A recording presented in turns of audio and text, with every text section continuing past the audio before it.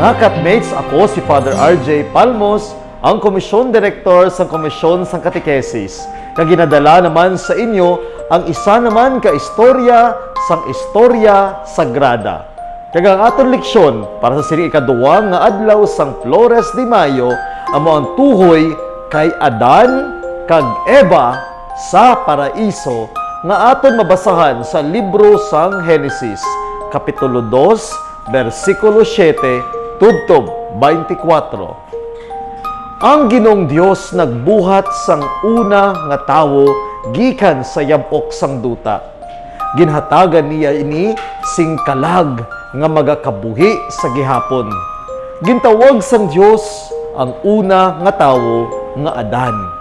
Dako ang iya pagpalangga kay Adan kag nagtanom siya sa isa ka matahong nga hardin nga iya pagapuy-an. Amo ini ang hardin sang Eden, ukon paraiso. Dito makita ang tanan nga sahi sang bungang kahoy, mga kabulakan, mga kakuyan, kag mga tanom, kag isa ka matinaw nga suba nga nagailig sa ginatungan. Sa isa ka adlaw, gindala sang Dios ang tanan nga makasapatan sang duta, kag tanan nga makapispisan sa kahawaan kay Adan, kag ginpahingalanan niya ini sila sig isa kag isa. Sa paraiso ang mga kahoy mga matahom, ang ila mga bunga tumanggid ka matahom kaunon. Apang may isa lamang ka kahoy nga ngalan sining kahoy amo ang kahoy sang kaalam sa paghibalo sa maayo kag balain. Gintawag sang Dios si Adan kag ginsingganan, Adan, mahimo ka makakaon sang bunga sang tanan nga mga kahoy sa sining hardin. Luwas lamang sa bunga sang kahoy sang kaalam sang maayo kag malain. Kaysa tion nga magkaon ka sang bunga sining kahoy, mapatay ka sing walay pagduha-duha. Pagkatapos, ang Dios nagsiling sa iya kaugalingon, hindi maayo nga ang tawo magapabilin nga isahanon. Ganihimuan ko siya sing kaupod nga katulad man niya. Busa ginpatulog sang Dios si Adan, kag ginkuha niyang isa sang iya mga gusok, kag ginpuno kag ginputos sang unod.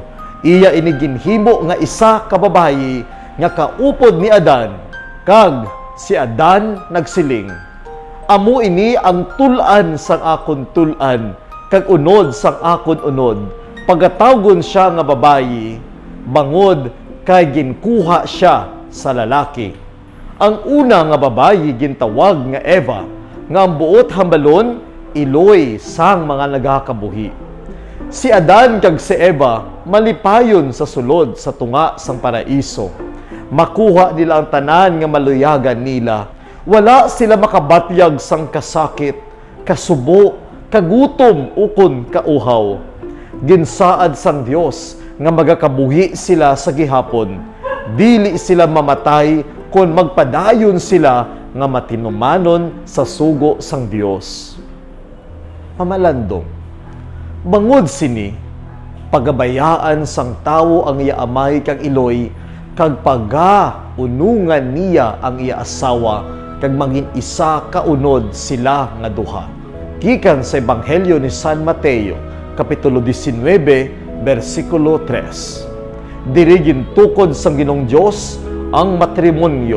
Sa mga Kristiyano, ang matrimonyo ukon kasal, hindi lamang isa ka kasugtanan nga natural ukon sibil. Suno kay San Pablo, ang kasal isa ka dagway sang paghiusa ni Kristo kag sang bug-os nga simbahan. Magkatulad ang ginahalinan sang babayi kag sang simbahan. Ang babayi nga ginbuhat agud maging kaupod sang lalaki, kinuha sa kilid ni Adan samtang nagakatulog ini. Ang babayi amo ang tulan sang mga tulan, kag unod sang iya unod, nga kinuha sa iya kilid malapit mismo sa iya kasing-kasing.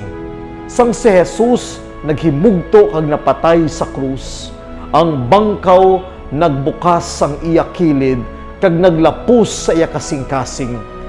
Gikan didto nag-ilig ang dugo kag tubig. Tungod sini Si San Agustin nagsiling, ang simbahan, ang tiayon ni Kristo, naghalin sa kilid ni Kristo. Mga utod, ini ang aton katekesis sa istorya sagrada, si Adan kag si Eva sa paraiso.